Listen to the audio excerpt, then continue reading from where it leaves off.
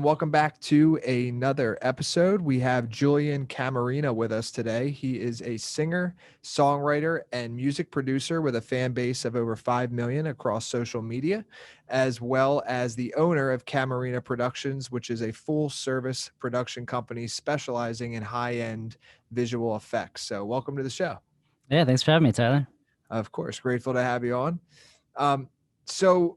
What I like to do typically when I start off these podcasts is I like to go back to the beginning, not all the way all the time, but close to the beginning. So all right. First question for you is like, when you were a kid, did you see yourself doing any of these things that I just said in your introduction? So yeah, let's start there.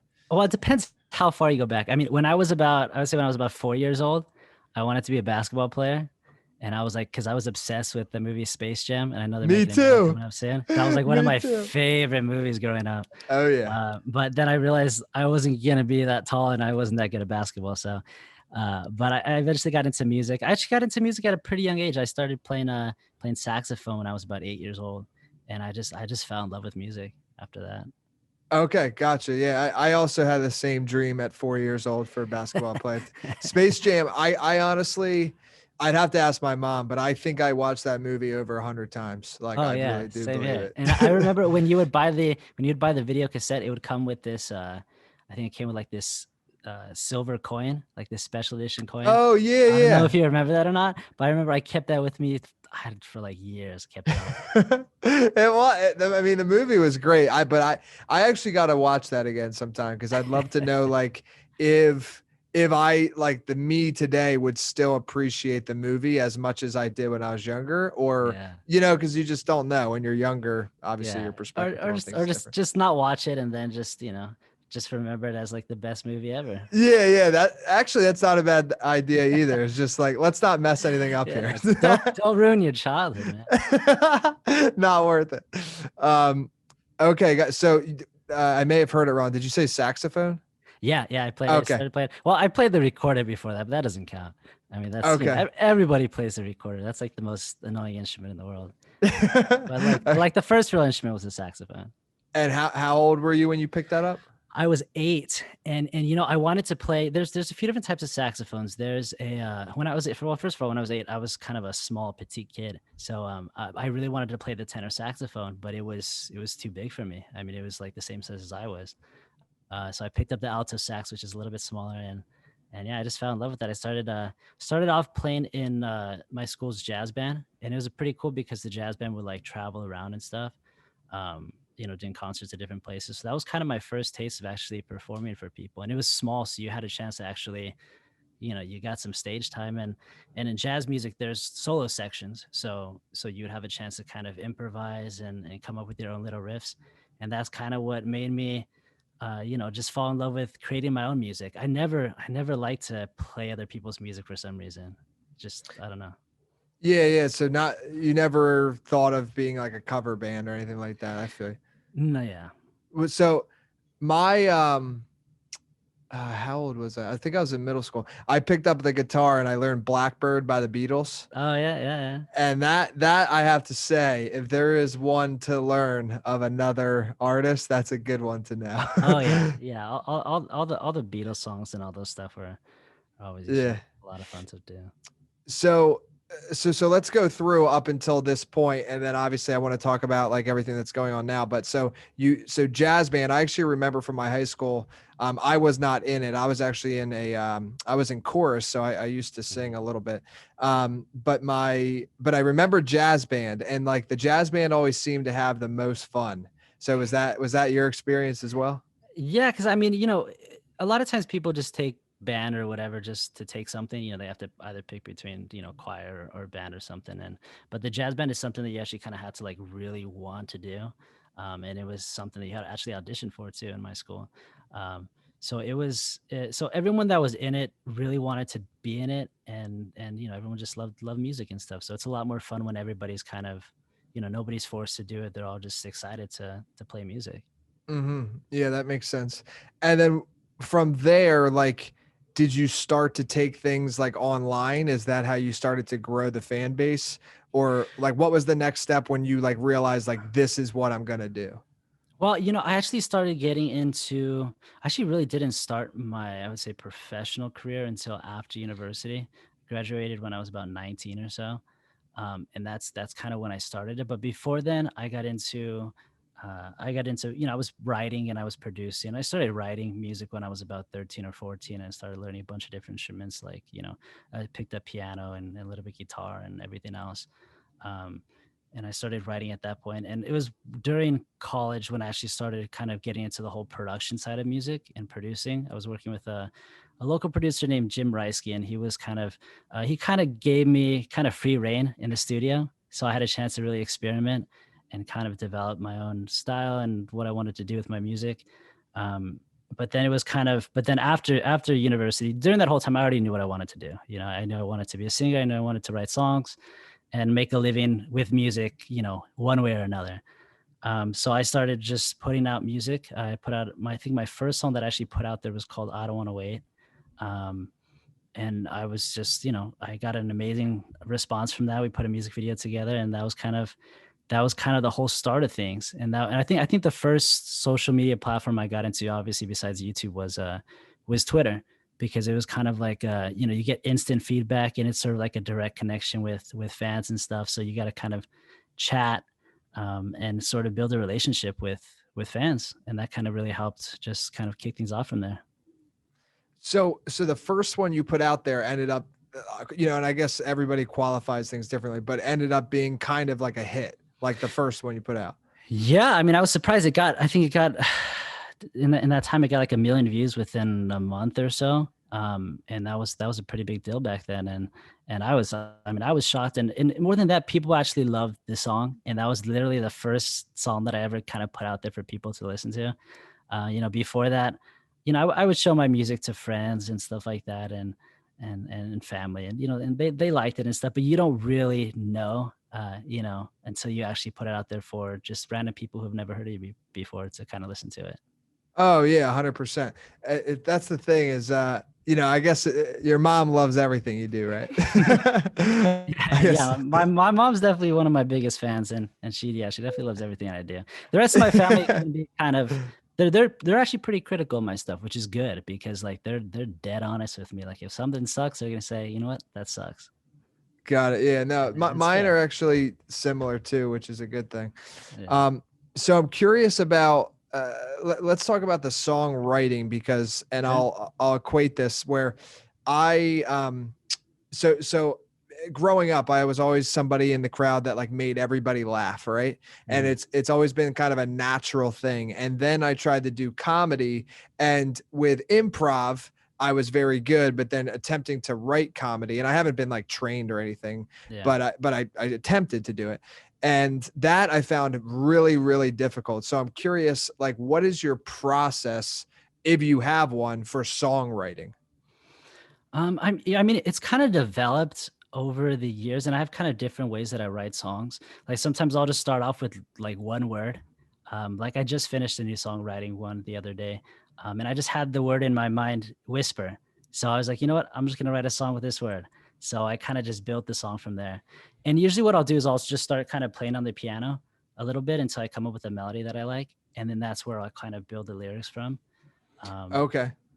but So yeah, it's that's usually kind the of, process. so it's kind of like uh, a theme comes up, or like a melody, and then but for to kind of expand it outward and get that full song done, is it like almost like an isolation process? Like do you go to the studio, like phones off, lock everything, or like how does that whole process work? It just depends. I mean, like I think you get to a point, especially professionally, where you kind of, you say, I'm gonna go write a song today. You go in your studio and you start writing a song, and that's it.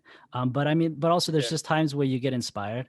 I mean, I've written so many songs in my car, and I have so many just like sound recordings on my phone of just ideas. I've even written songs. Literally, woke up in the middle of the night at like 3 a.m. and kind of just mumbled some idea that I had in my head into my phone, and like, and the next day I have to kind of decipher what I said exactly. But I mean, sometimes you just, when an idea comes to you, you have to kind of capture it in the moment. Yeah, that makes sense.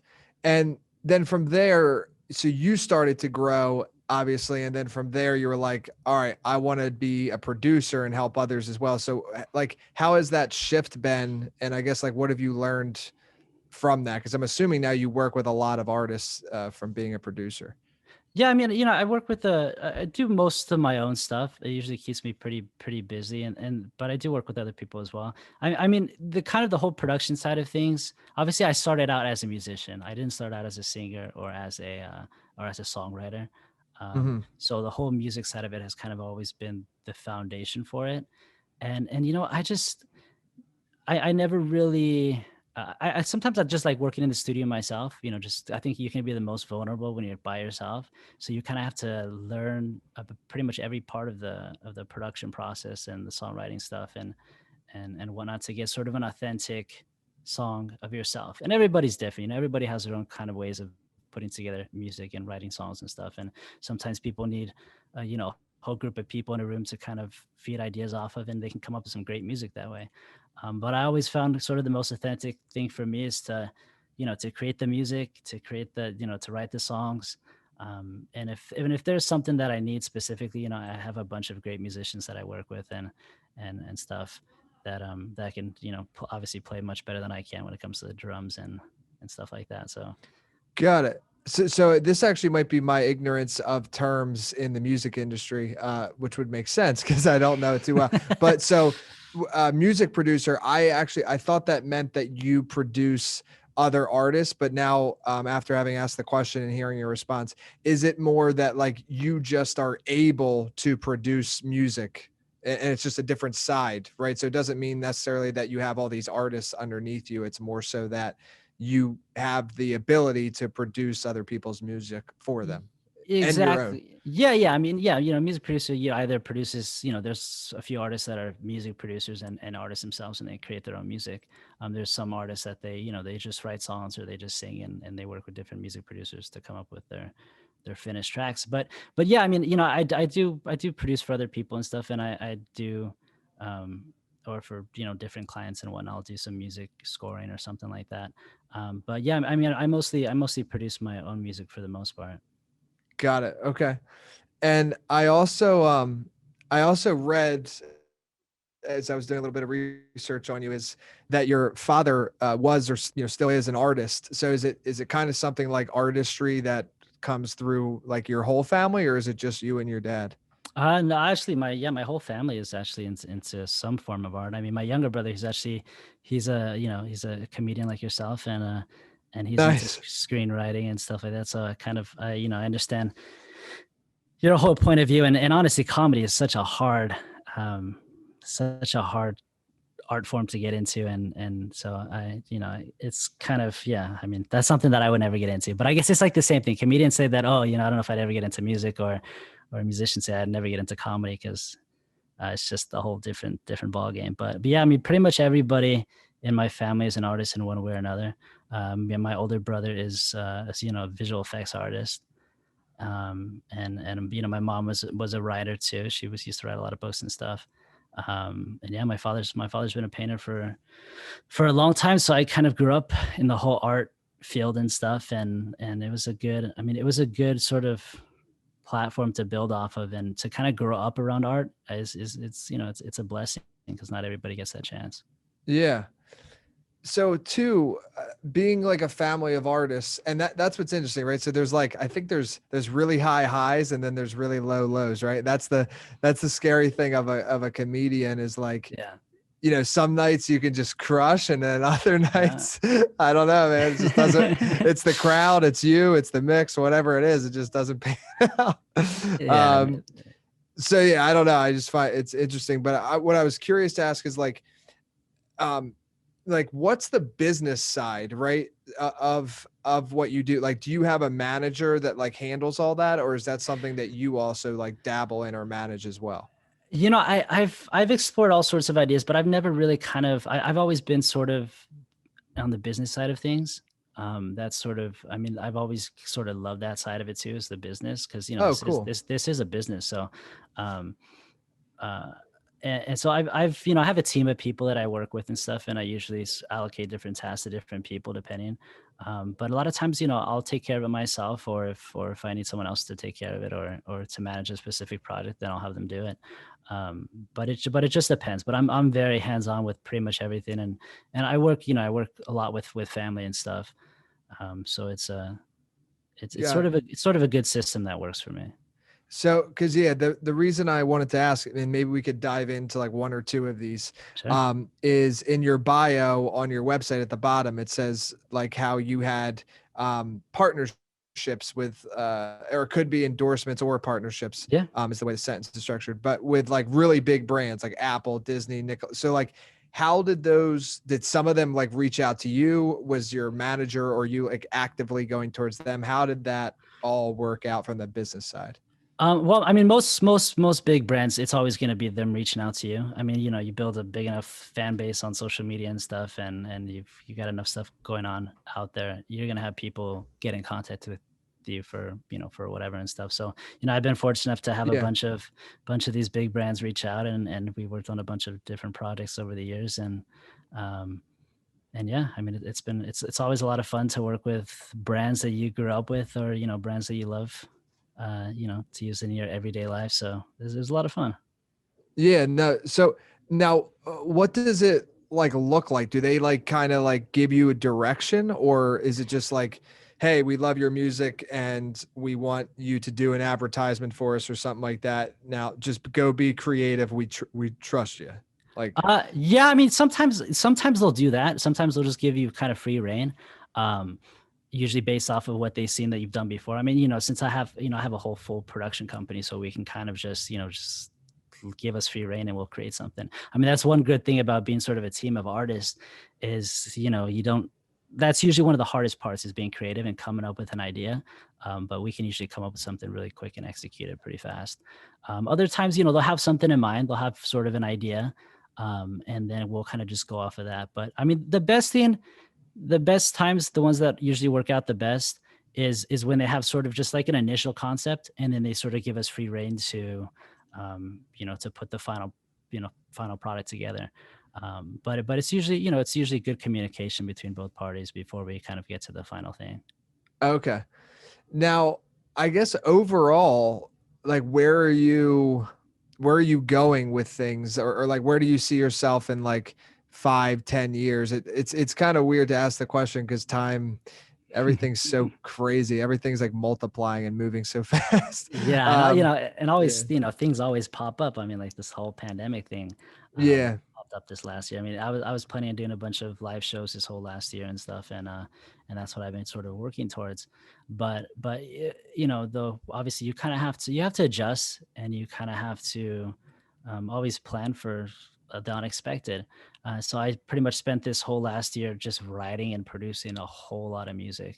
And I've got albums worth of songs that are ready to be released. So I'm just going to be releasing a bunch of music this year, bunch of new tracks. We're working on a few different music videos and stuff. We're always kind of trying to push the envelope in terms of the music videos, in terms of special effects, and doing stuff that a lot of people haven't done in the past. Um, and yeah. and then and then hopefully, get out there, do some tours, do some live shows, and travel a bit, and yeah, just enjoy being creative and creating stuff while doing what you love. No, I love that because this is the thing. I feel like you always have to be ready to kind of like pivot, and not necessarily like a full pivot, but Yeah. like you just said there, because like I run a book publishing and book marketing company, and what I've realized is a lot of people that wanted to write books, they decided to do that, or like they had wanted to do it for a while, but they never had the time, quote unquote. And but this pandemic actually, like, they were locked in their home for a while. Some people in the world still are. And so, so they decided to use that time to write their book. So I feel like, you had all these live performances lined up. You couldn't do that, obviously. So you were like, all right, let me just write like 20 more songs, which is Yeah. like, well, and either is good, but at least it wasn't like, and not that anything's like wasted time, but at least it wasn't like like the end all be all, like, oh, okay, I guess I'm going to take off for the whole year because all my Yeah. stuff's canceled. And I don't think it's ever, like you said, it's never an end all be all kind of situation. I mean, you just kind of have to work with what you have. I mean, and that's sort of the best way to succeed in the music industry or industry, whatever, is to sort of just make do with what you have and make the best of it and keep moving forward. Because if you stop, that's usually when you end up going down. Mm-hmm. So here's kind of a question out of left field. We'll see where this goes. So just from talking to you so far for the 25, 30 minutes or so, it seems to me like you're very like calm and present. So I'm curious, like, and maybe that's not the case. I'm judging you off of 20 minutes of interactions. But like, do you have any like daily practices that you do to kind of have this presence that I'm maybe forming on you that is not the case? I don't know, but it seems to be the way. I mean, no, I'm usually kind of calm and collected. It's kind of just my personality. I'm really not much of a talker. I'm more of a listener. Okay. Will just help me out in a lot of situations. But I mean, I usually, in terms of my routine, I always start my day off with exercising in one way or another, whether it's going for a run, going to the gym, or what I've been doing lately is just swimming a lot. Oh, nice. And that's usually kind of how I start my day. And to be honest, if I don't start my day with some sort of exercise, then I'm kind of a little bit cloudy headed the rest of the day and not Me as too. productive. So it's kind of just, I mean, it's about creating sort of a healthy lifestyle. Because this, if you're going to be in the studio all day long, you're going to be, working or sitting down, and being creative takes a lot of energy out of you. I mean, when you're kind of trying to create something, or you're like, I'm sure you understand, like when you're trying to write or whatever, it Yeah, just takes a lot of energy out of you. So you kind of got to be in your best sort of mental and physical shape. exactly. So, I'm blanking on the name of the book. I think it's called Big Magic or something like that. But would you equate, or would you say that like, what you do before, I think it's kind of, I think you definitely would say it, but I'm just kind of emphasizing on top is that I think the morning exercise that you do is like just as important, if not more important than the actual like being creative. Like, and to give an example, when I go on morning walks, that's when if there was like an issue or a problem that I was trying to solve yesterday at the end of the day at work and I couldn't figure it out or Yeah. something, that walk, it's almost like things like solve themselves Yeah, no, during it. Like, do you, 100% yeah. agree. I mean, like, usually when we're working on a project, or we're trying to, create something in terms of the whole visual effects, and I'm working with my brother, and we're having issues, usually we'll just stop, we'll go for a walk. And during that time, I think also it's just changing your environment too. Because if you're trying to solve a problem in the same environment, sometimes you kind of need to place yourself somewhere else to get a different perspective on it. But yeah, honestly, Mhm. I think going for walks or just, doing something else helps solve a lot of problems. 100%. Yeah. So actually, tell me more about that with the visual effects, because as we were talking, I was so focused on the music, I kind of forgot about that. Yeah, So no, tell me, I yeah. mean the whole kind of visual effects, the production side of things came about because of my music. I mean, we wanted to create music videos, and we wanted to create uh, stuff that was unlike anything that people are creating out there. So my brother got into visual effects, and now he's probably one of the best visual effects artists in Los Angeles. And he's just, he's developed these crazy skills, and he can pretty much create just about anything nowadays. So it's just left up to our imagination. Um, and that's pretty much kind of how it came to be. And you guys work together on that. But then also, so he'll do that for your music, but then he can kind of do it for any creator. Yeah, Just yeah. I mean, yeah. people have an idea, and they'll usually come to us, and they'll say, I want this done, or if he's working on a commercial, or maybe a shot for a TV show, or whatever. Usually it's single shot kind of stuff. They want something to explode, or they want whatever to happen. But yeah. I mean, he's able to do it for pretty much everything. So see, this is where the definition of magic is interesting to me, because if it kind of like you said, it's like anything you can think of, because his expertise has gotten to that level, like he can just create it. And Yeah. it's like, I don't know, man, if people don't think that, I just think that's pretty magical to just think about. Like I forget his name, there's a guy, I think his last name's King, Zach King, maybe it is.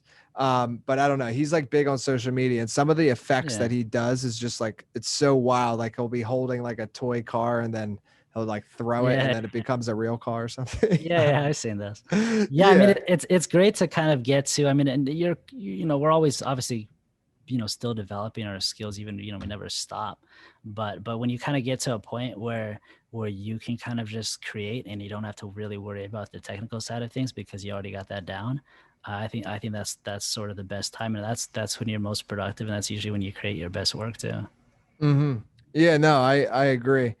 So I guess what's what, one of the last questions, and if there's anything we didn't cover, then feel free to jump in. But where, so you and your brother are going to do that. You're going to continue with music, and then it seems, and this is again just from me going through your feed, like it seems like you have a very good like family bond as well.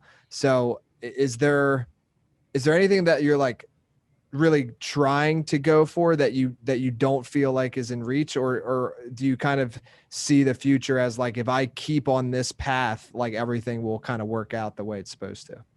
Yeah, I mean, I guess it's more of the second one. You kind of keep moving forward, and eventually you get to where you want to go, and you enjoy sort of the little victories and stuff along the way. But I mean, it's always good to have short-term goals, and then have obviously the big long-term goals that you have in mind, and just sort of take each day as it comes and work towards those every single day. Mm-hmm. Yeah, no, I agree. And again, I think that comes with like your personality of like just that kind of calm and collective. Um, but yeah, either way, if there's anything else you want to share, please do. But then also after you share, let people know where they can connect with you, like social media. I know we connected on Instagram, Yeah. and website, anywhere else people can stay in touch with you. Yeah. So I mean, well, okay. So I have a new song coming out. It should be out in either the last week of this month or the first week of May. It should be released. It's called Fantasy. So you can follow me on all my social media and all the streaming services that you listen to music, like Spotify. Be sure to follow me on there. I think my usernames for pretty much everything is at Julian Camarena. So my name. Um, and yeah, and then if you want to check out our website, that for our production website, it's camarenaproductions.com. And you can see a bunch of cool breakdowns of visual effects and kind of get a behind the scenes of a lot of stuff. Awesome, man. Thank you again for coming on the show. Yeah, man. Thanks for having me on. It was a lot of fun.